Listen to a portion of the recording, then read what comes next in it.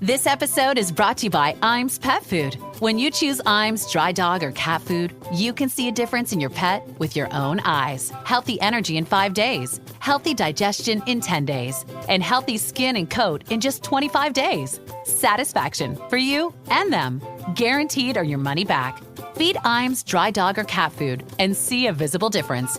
Visit iams.com/difference to learn more. This episode is brought to you by Global X. Since 2008, Global X ETFs has been committed to empowering investors with unexplored, intelligent solutions. Global X specializes in exchange-traded funds that offer exposure to the artificial intelligence ecosystem, including themes like data centers, robotics, semiconductors, and cloud computing. To learn more about Global X's entire suite of ETFs, from covered calls, fixed income, emerging markets, and more, visit globalxetfs.com. This is Optimal Finance Daily, How to Avoid Sabotaging Yourself to Be Accepted by Beth Wittig Clayton with markfisherfitness.com.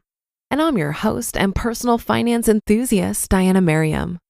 Welcome back to our Sunday bonus episode, where I share an article with you from a different podcast in our network to keep your life nice and optimized. Today's episode comes from Optimal Health Daily. You can find that show wherever you're listening to this. And with that, here's Dr. Neil with the post and commentary as we optimize your life. How to Avoid Sabotaging Yourself to Be Accepted by Beth Wittig Clayton with markfisherfitness.com. Once upon a time, I was working with an actress who was on the brink of big success. She had tasted some pretty incredible opportunities, but something was keeping her feeling stuck, and she wasn't quite sure what it was. She wasn't booking, and she didn't feel like she was hitting it out of the park anymore. Now, as any in the industry knows, she could have been hitting it out of the park and still not booking, but somewhere in her, she knew that wasn't the case. She knew she wasn't putting her best foot forward. She was creating excuses to avoid responsibility for the vision she created for her body, health, and career. When we dug deep one day, we realized how clear the reasons beneath the sabotage really were. The reason she was having trouble following through was because deep down, she felt if she succeeded on a new level, it could affect or hurt the people closest to her. It could make her circle of friends, mostly actors, compare themselves. The unknown could threaten the relationship with a partner she loved. If her relationship with food was no longer holding her back, she might just be more powerful than she knew how to handle. She just might wind up in a position where those closest to her decided she was too big for her britches. They might reject her. They might leave her out. She might wind up alone. Why do I bring this up? I bring this up because I see this all the time. This, my friends, is classic self-sabotage. There are two types of self-sabotage that can creep into our best efforts like tar and clog it all up. Number one, our own inner fear of change. Better than the devil we know, right? And number two, fear of losing love and acceptance from friends, family, or our community. This second type of sabotage gets right to the root of our most primal instincts to fit in, to be validated, and to seek love, lest we be left alone to fend for ourselves. I hear of this quite often when clients start to succeed and get what they want. They feel their friends and family are diminishing the experience. They may say things like, "Are you going to go anorexic on me?" when the person is totally at a healthy weight, by the way. "If you stop drinking as much, what the hell are we going to do together?"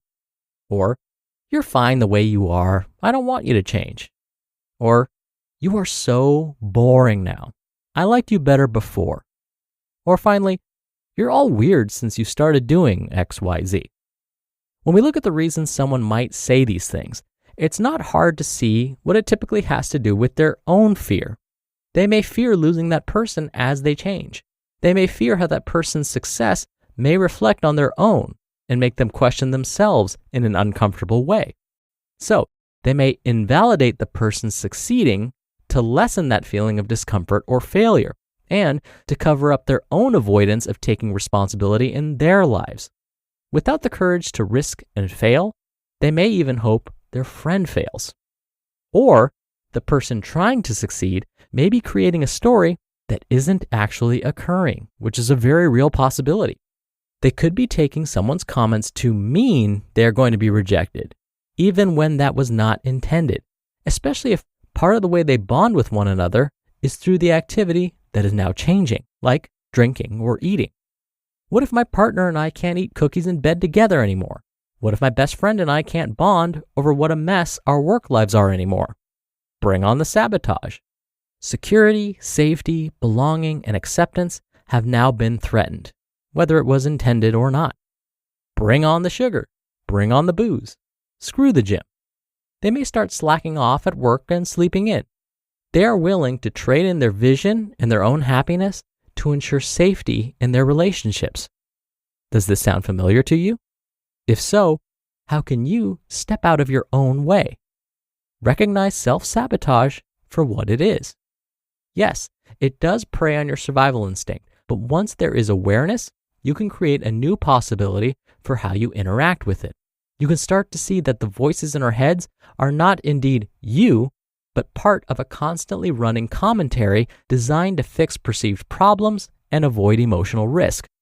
The voice may say, "Get one more glass of wine so no one makes fun of you again," or "Order the cheese fries so she doesn't feel fat."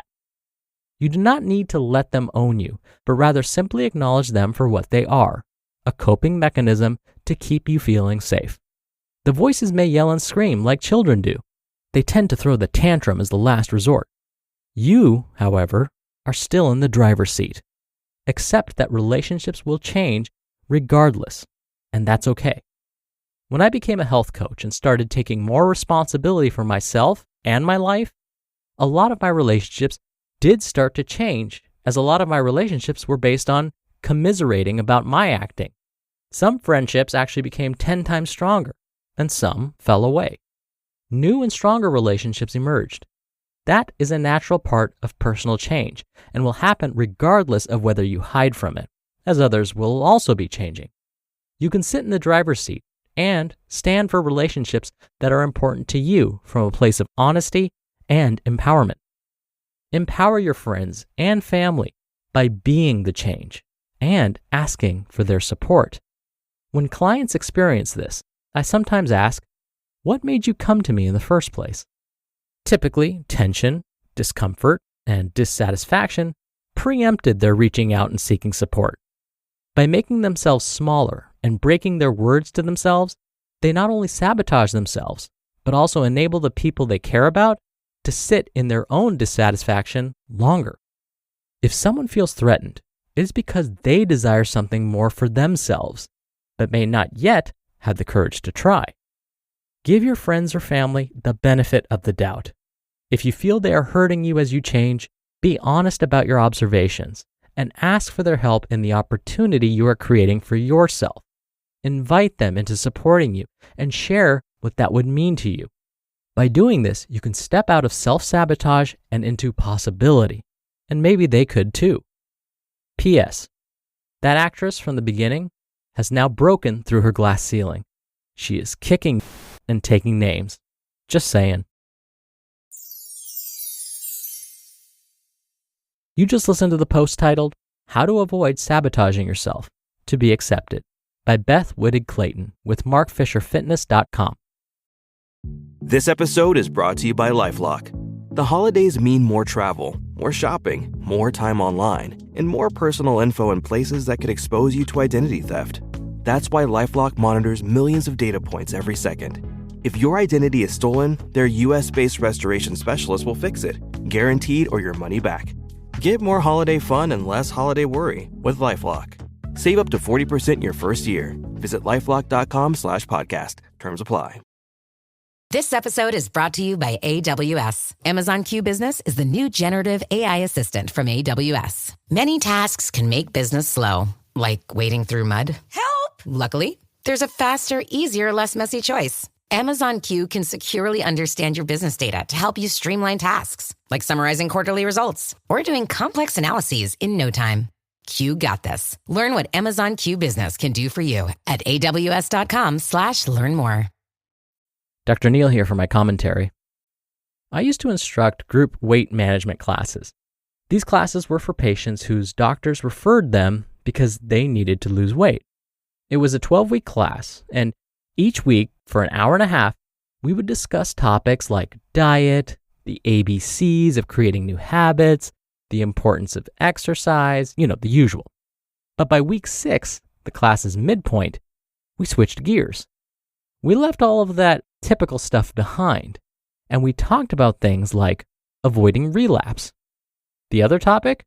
Self-sabotage. Self-sabotage was so common that we had to discuss it. Patients would fear that by losing weight, their partners, their friends, and their family would think differently of them. Their partners would worry that if they started to lose too much weight and look too good, they would leave them for someone else. It was no wonder these patients were both excited and afraid about the attention they would get as a result of their new appearance. You want to know the advice I would give to these patients? Well, today's author, Beth, explained it perfectly. Approach those closest to you and share your goals with them. Ask them for their love and support. This signals to them that the you they have always known and loved isn't going away. Instead, you're just realizing your potential. All right, that wraps up today's episode. Thank you so much for listening. Thank you for being a subscriber. I hope you have a wonderful rest of your day, and I'll see you back here tomorrow for another Friday Q&A episode and where your optimal life awaits.